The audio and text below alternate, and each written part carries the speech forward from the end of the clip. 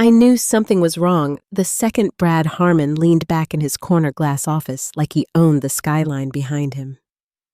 That smug grin on his face, the kind of smile people wear when they think they've already won, paired with the slow, deliberate tap of his gold pen against the desk like he was conducting a symphony only he could hear, was all the confirmation I needed.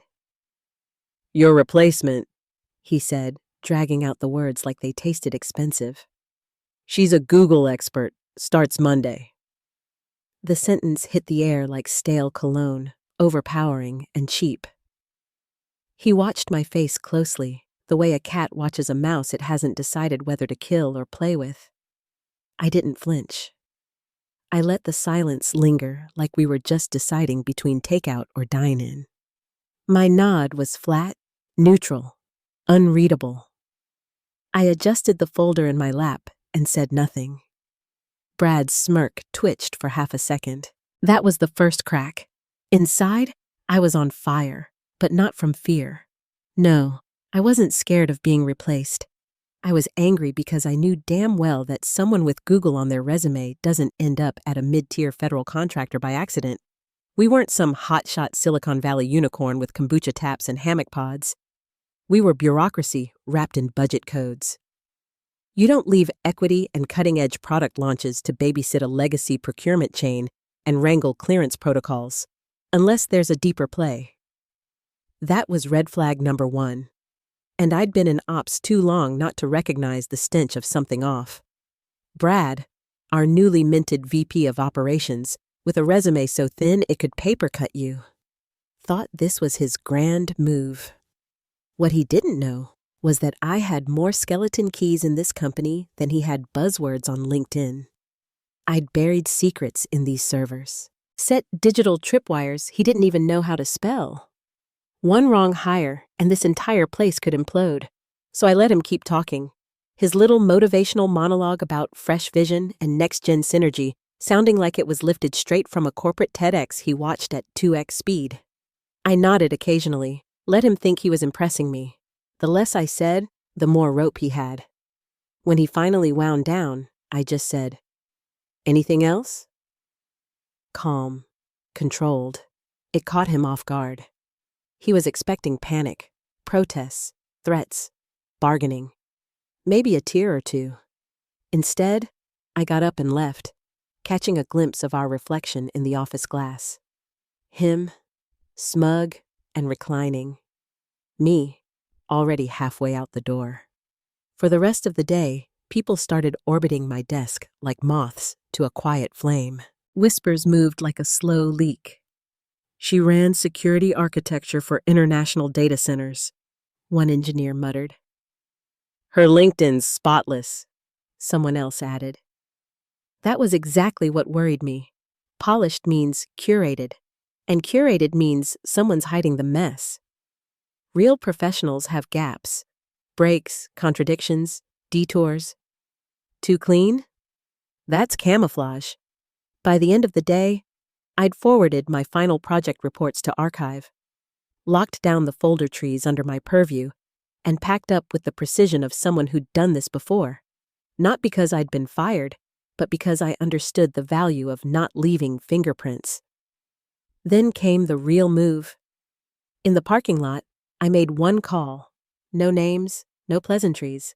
Just a time, a date, and 5 quiet syllables. "She's in." Then I hung up. As I drove home, I replayed Brad's expression over and over in my mind.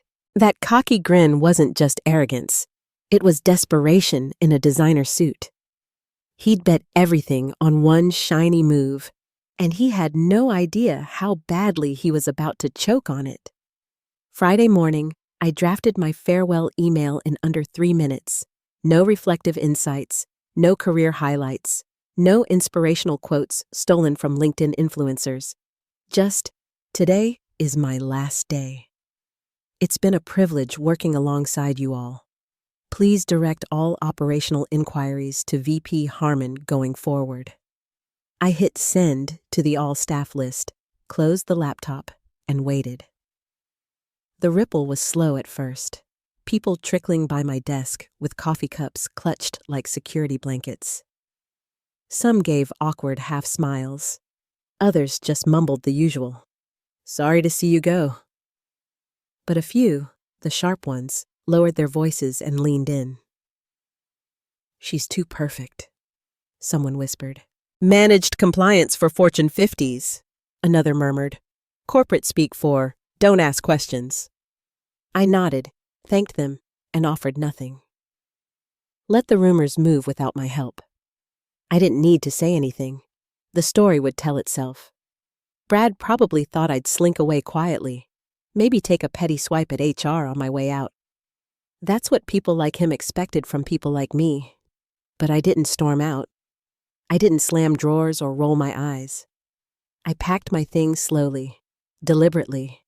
Every old security badge, every pen, every sticky note with a half-sketched flowchart went into the box. No remnants for someone else to misread. By noon, the floor was in that weird Friday limbo, half work, half weekend brain. Brad hadn't shown his face once, which was fine by me. He was likely holed up rehearsing his Monday speech about strategic change and new blood. I let him have that moment. I handed my badge to the receptionist on the way out.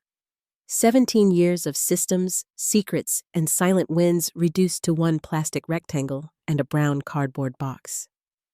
The security guard gave me a look, half sympathy, half respect, but said nothing.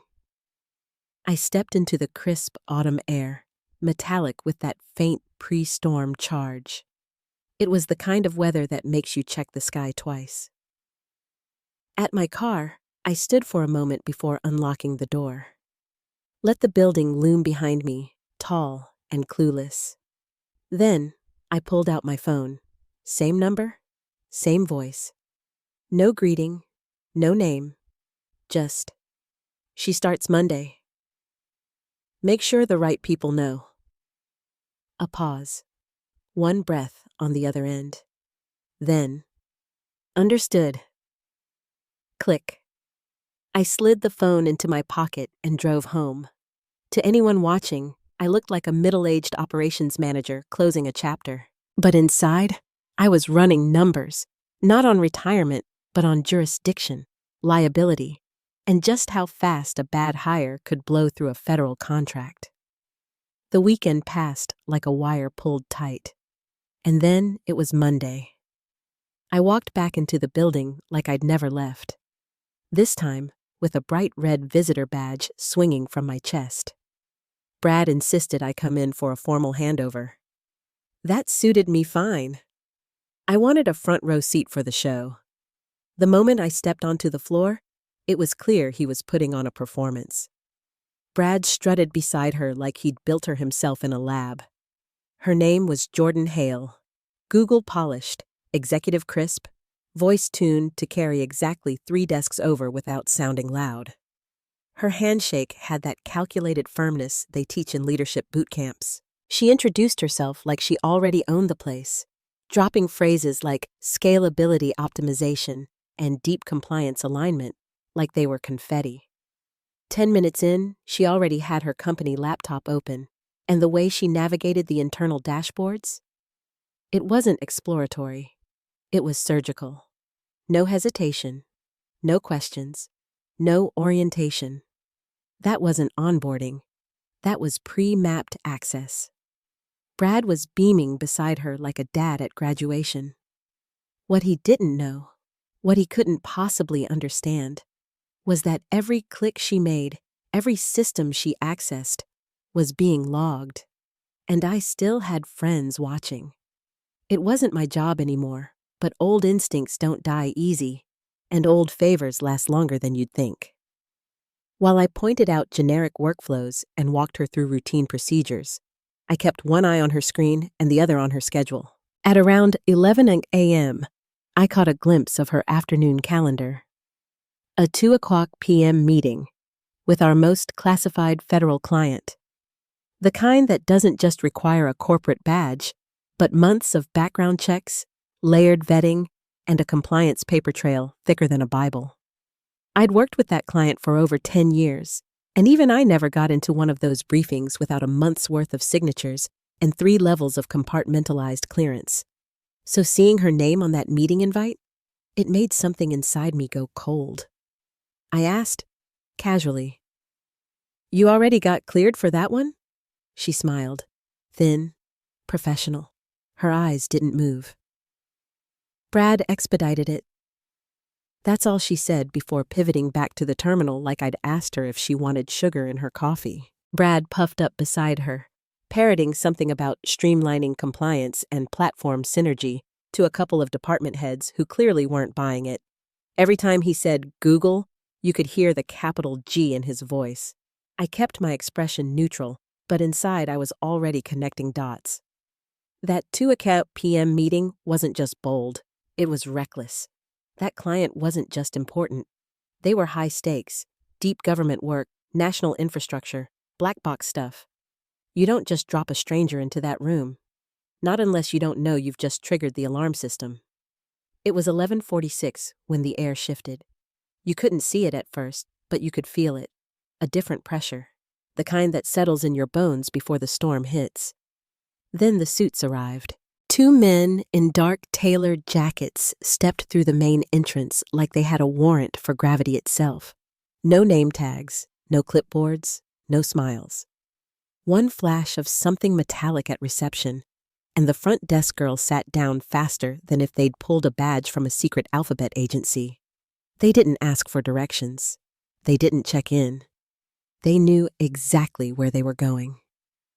I watched from the operations floor as they made a beeline for Brad's office. His smug posture evaporated the moment the taller man stepped in and shut the door behind him. The blinds snapped shut. Conversations trailed off. Keystrokes slowed. Even the printer down the hall paused mid-page. Meanwhile, Jordan was in the break area, mid-sentence, telling some half-funny anecdote to 2 engineers, salad fork halfway to her mouth. Her phone buzzed. She glanced down. That's when the floor security guard approached, followed by one of the suits. He didn't say much. Didn't need to. Just extended his hand in that unmistakable "give me your badge" gesture. Jordan froze for half a beat. Then, with measured grace, removed her lanyard and handed it over. She tried to pass her laptop to one of the engineers beside her. An instinct, maybe a setup. The suit stepped in. Took it from her without a word. Tucked it under his arm like it was evidence. The engineers mumbled questions. She didn't answer. The look on her face was no longer confident. It was blank. Controlled. The kind of calm people wear when they've been through this before. Brad reappeared from his office, pale as concrete, trying to look like he was in charge. He trailed behind the 2 men and Jordan like a guest at his own funeral. They walked her to the elevator. No cuffs, no scene. Just quiet, efficient removal. When the doors closed, her eyes swept the floor one last time. Not angry, not afraid, just resigned. And just like that, she was gone. The elevator doors slid shut, sealing her out of the building, and something else with her. Silence. Heavy, brittle silence. The hum of monitors returned in fractured pieces. Conversations resumed, but half-hearted. No one said what we were all thinking out loud. This wasn't a simple HR issue. Not with suits like that. Not with the badge grab. Not with the laptop treated like a smoking gun. And certainly not with the VP still standing in the hallway, face bloodless, tie crooked, mouthing excuses to no one in particular. She never came back. Less than a minute after the elevator descended, the lobby security feed, which always played muted on the wall display, caught her on the way out. Same 2 suits flanking her. One ahead, one shadowing, not touching, but making it crystal clear. This woman wasn't free to leave on her own terms. Brad trailed them like a man chasing his last ounce of relevance, gesturing wildly. The suits didn't even look at him.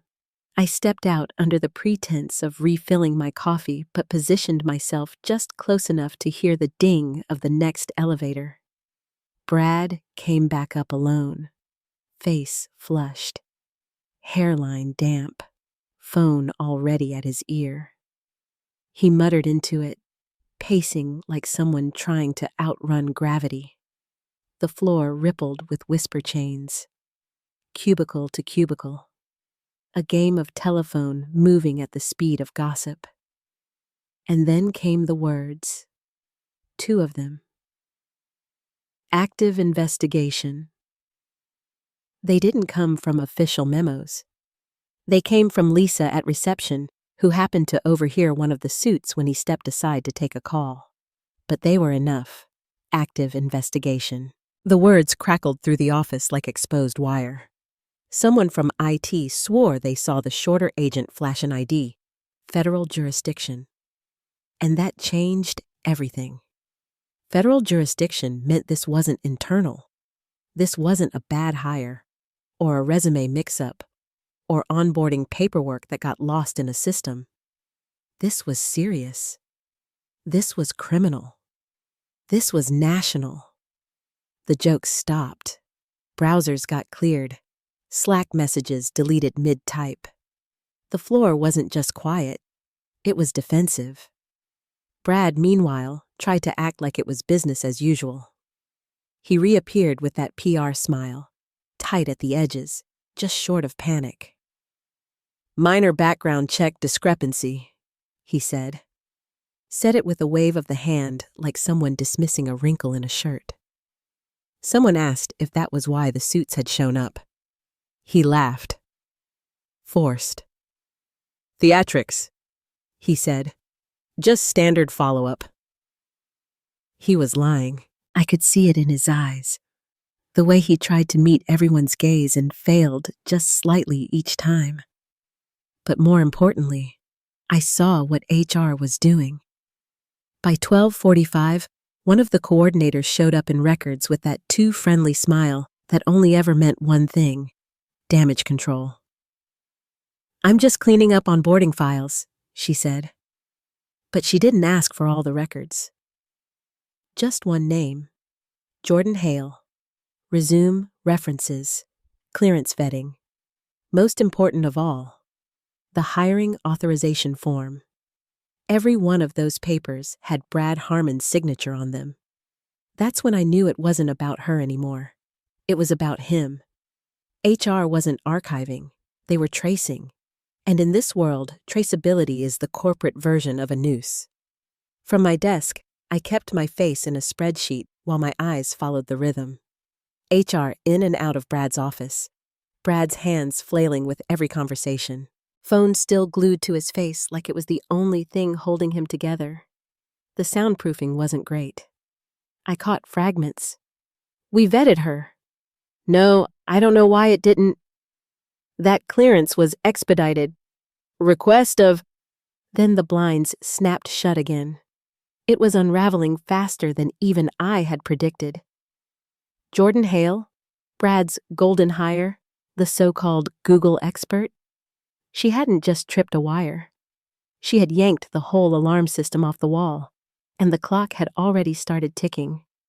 By early afternoon, the client freeze orders came down. Not rumors, not guesses, confirmed. Word came from procurement, straight from someone in contracts who'd seen the actual notice. Our largest federal client, the one tied to classified infrastructure and compartmentalized briefings, had suspended all operations with our company. Effective immediately. No temp pause. No pending clarification. Just stop everything. Translation. We were radioactive until proven otherwise. That kind of halt doesn't happen over a typo. It doesn't happen over a missed form. It happens when someone high up in a windowless office downtown sees a threat. The office floor went dead still. Not a word, not a joke. Just the scraping sound of people sitting up straighter, reviewing their own files as if they could somehow retroactively clean their fingerprints off the systems. Meanwhile, HR turned surgical. No longer just records cleanup, now they were tracing lines of accountability, and all of them pointed back to Brad. I watched as Cynthia from HR walked into his office with a slim red folder. the kind only used for internal audit escalation. You don't bring that color folder unless you're building a timeline. You don't build a timeline unless someone is going to be held responsible. From my screen, I pretended to scroll through a database toolset walkthrough for Jordan's replacement. Another farce. In truth, my focus was razor sharp. I tracked how long each HR meeting lasted, who went in and came out, what they carried. I caught snippets. Not much, but enough. We were told she was vetted. It was escalated. Walker signed off. That's his signature on all 3 forms. Brad's voice was getting sharper, but also less certain. Like a man realizing he's trying to plug a dam with a sponge. Every second Jordan Hale had spent inside our system was now a risk exposure. Every click, every login, every endpoint. And someone was counting them. That's when Lisa, the same woman from reception, passed me a glance while getting coffee. She wasn't holding coffee. She was holding a thumb drive. She slid it under a napkin on the counter beside me and whispered, "Security log pings from this morning. You'll want to see 817. I nodded once, didn't touch the drive, waited 30 seconds after she left before picking it up and slipping it into my inside jacket pocket. Back at my desk, I reviewed the log. 8:17 a.m. Jordan accessed 5 high-tier dashboards, ones that usually required dual authentication and tiered clearance. She had sailed through them, effortless, too effortless, because buried inside the log metadata were silent alerts, escalation codes. She wasn't just logging in, she was triggering watch lists, 3 of them. Ongoing investigations, flagged identifiers, federal interest markers. The system hadn't failed. It had worked perfectly, routing those red flags straight to the right agency nodes. And those nodes had responded, immediately. Everything about the hire, her resume, her clearance, her access, it had fast-tracked her straight into systems tied to national infrastructure projects. And Brad Harmon had hand-delivered the access. I leaned back in my chair, the reality settling in like a slow explosion. He hadn't just made a bad hire. He'd made a federal breach, and he was going to pay for it with more than his job. As the building buzzed with half-muted panic, I stayed exactly where I was, calm, seated, invisible. I didn't need to lift a finger. Brad had already loaded the gun, aimed it at the company, and pulled the trigger himself. All I did was make sure the safety was off. The irony was thicker than the silence hanging over the executive floor. Because tucked deep inside my severance agreement, negotiated years ago, back when I still had leverage, was one clause I had never forgotten. If company revenue decreases by more than 10% in a fiscal quarter due to any incident occurring within 30 days of the employee's termination, severance will be paid at triple the agreed rate. It was a leftover from another time. A small, almost laughable paragraph hidden among the standard non-disparagement language and boilerplate NDA clauses. But I'd insisted on it, and legal hadn't paid much attention. Why would they? It was a long shot. The kind of thing you negotiate just in case. A bullet in the chamber for a war you never expect to fight. Until someone like Brad walks into your life, swings open the wrong door, and invites the entire federal government to step inside. The moment Jordan Hale accessed our infrastructure with that badge, the clock began ticking. Not just on Brad's career, but on our quarterly revenue. And judging by the contract freezes, the client panic, and the federal flags burning up the system logs, that 10% threshold? We weren't going to miss it.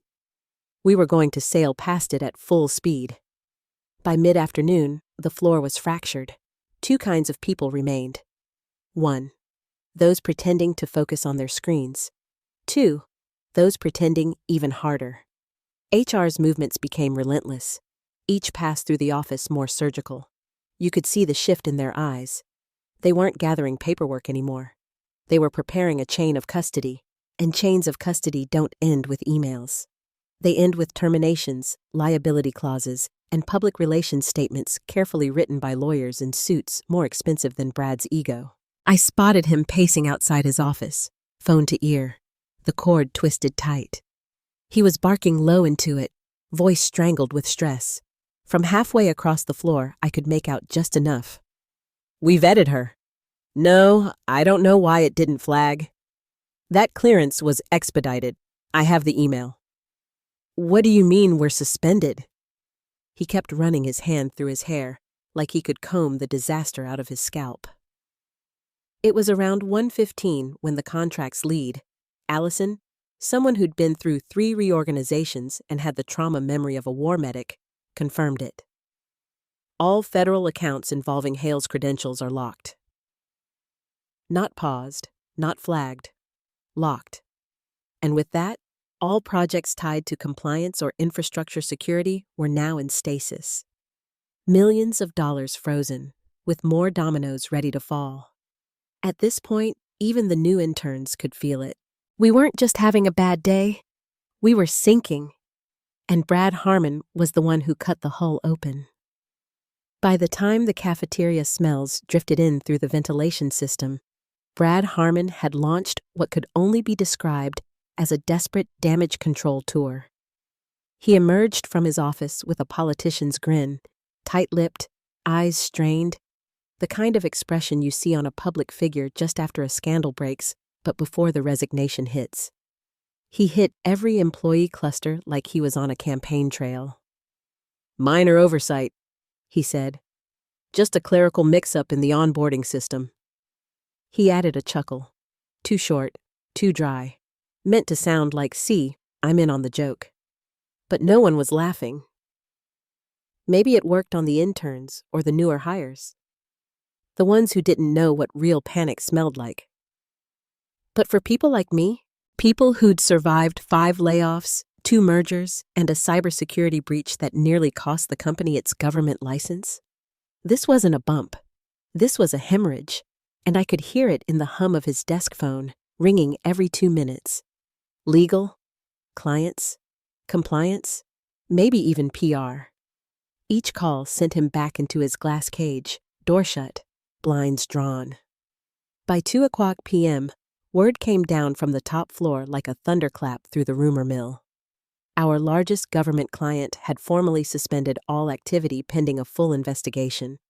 It wasn't a rumor this time. It came from someone in contracts with access to the actual email. The kind that doesn't ask questions, it gives ultimatums. And just like that, we were officially cut off. Frozen out of our single most important revenue stream. The fallout was instant. You could feel it settle into the building like dust after a detonation. People got quiet for real now. Fingers hovered over keyboards, unsure what to type. Managers suddenly reviewed access logs.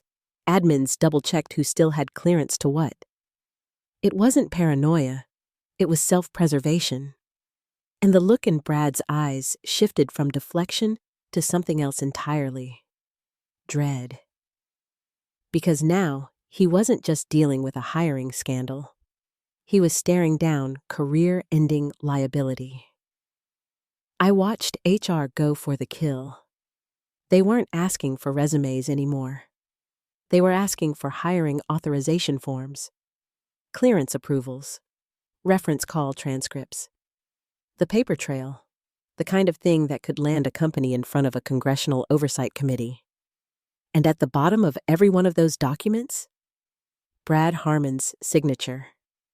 From my seat, I didn't move, didn't flinch, just kept scrolling through a half-finished spreadsheet, acting like I was still preparing Jordan Hale's handover documentation.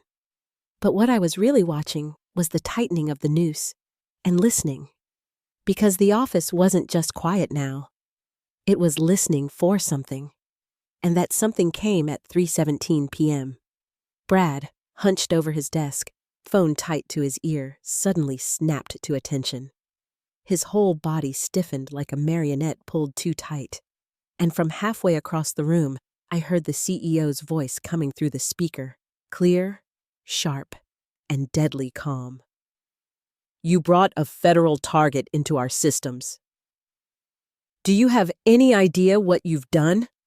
Brad started to stammer.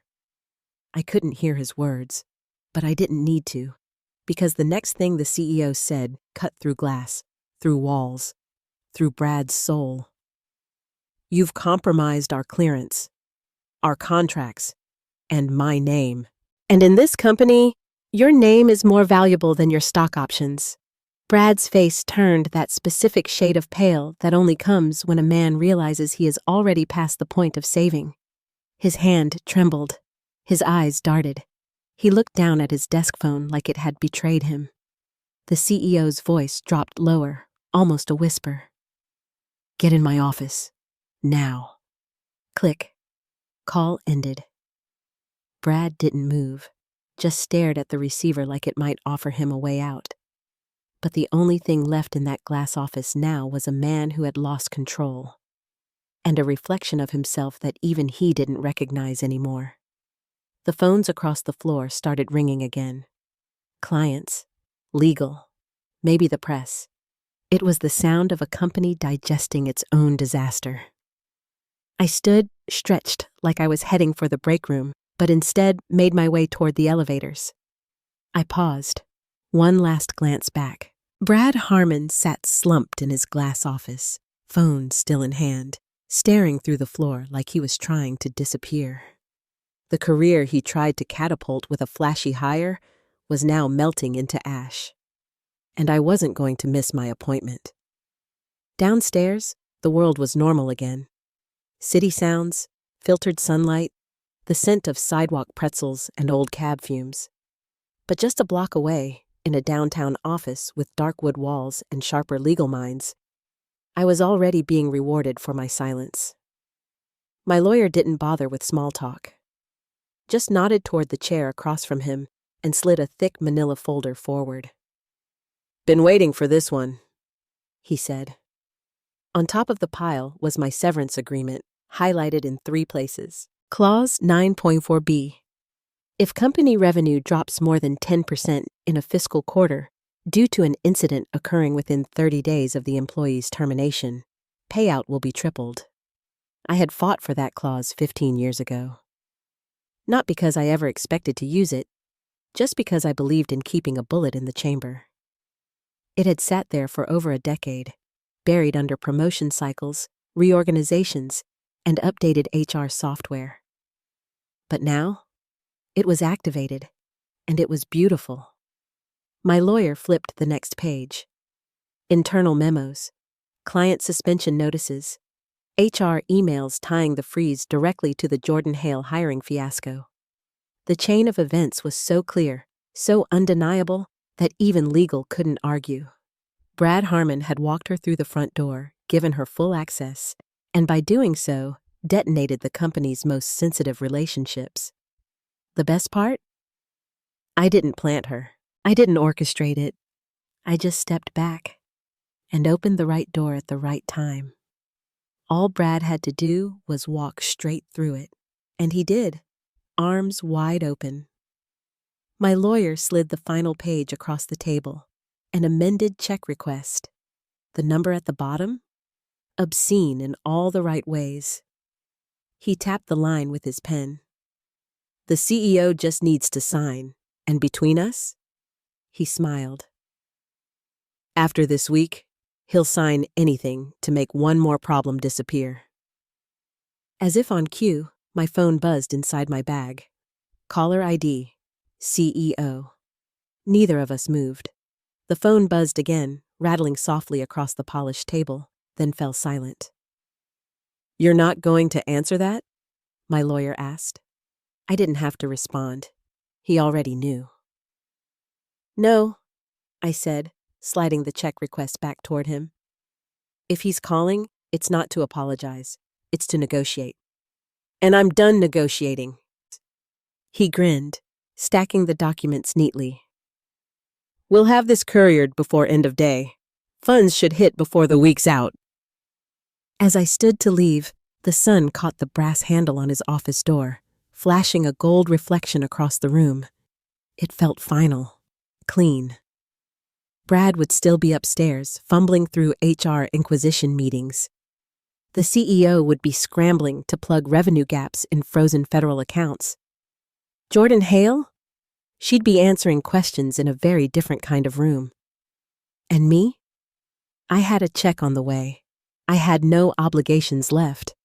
And the building I had once helped build was now burning itself down, without me.